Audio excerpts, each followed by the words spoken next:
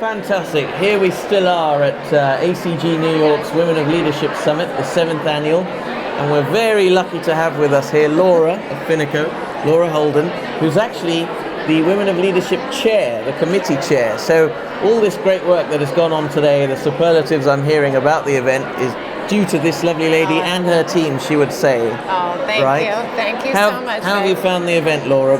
So I definitely look forward to this event every year to kick off the year strong, and I think it's really well positioned in January. And we had an exceptionally strong committee this year, and including 3 powerhouse new joiners that joined us from Goldman and from KPMG and a couple other places, and really just added value right away, which is something I think that's actually new for the committee. Yep. And I was particularly blown away by the FemTech panel, which I sat in. Unbelievable. Were you able to sit heard, in? yeah.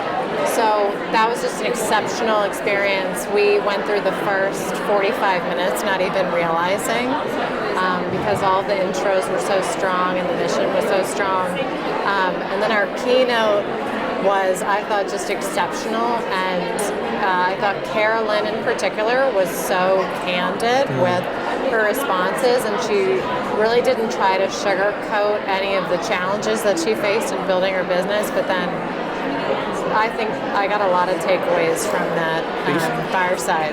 Well, you've been very kind in talking about the event and all the great things here, and we've certainly seen that. But let's rewind a little bit. Laura, I've met you a couple of times. I've certainly spoken to you a few times. Yes. But I don't know about your journey. My background? Yes, please. Talk to us about your Perfect. role at Financo and your adventures. So I'm a director at Financo, which is a boutique investment bank. Financo, yeah. Well, everyone pronounces it differently, but I say Financo. We're a boutique investment bank. We raise capital and sell companies in high-growth branded consumer, specifically in 3 verticals. Beauty, where we have the #1 practice on Wall Street. We did approximately 10 deals in that space last year. And really broke some records in terms of beauty transactions. Healthy living is our second leg of the stool, and that's what I help to lead. So companies in the better for you food and beverage space, the VMS space, and then also direct-to-consumer companies. And I've been an investment banker now for over 13 years. Wow. I started my career at HSBC. I played Division I lacrosse in college and always wanted to do something really competitive and team-oriented, and started right out of school for HSBC, both in New York and in London for 6 years. Then I moved into the middle market by the grace of God in 2012, and I was with a firm called Stevens Inc. for 6 years. Yep. I loved the platform there, and that was where I was able to launch the Healthy Living platform that I'm still a part of now, and I just shifted that into a boutique platform in Financo, and I've really enjoyed it. I think I've kind of taken risks with my career in terms of going smaller and more specialized, but I think it's really paid off. I was going to ask, we heard in the opener today how women especially have built their brands themselves and their brands within their firms, whatever it may be. How have you gone about doing that, Laura, to get yourself to the fore? Yeah, so I think my brand is a lot about being positive and optimistic in the workplace. Also just being myself. So when I started as an analyst in investment banking, I was wearing the Brooks Brothers skirt suits and just looking really lame and not myself at all. And I've really grown into being more comfortable with just who I am, and I have a little bit of an edgier style, but because I'm just myself, I think it makes our clients feel more comfortable around me.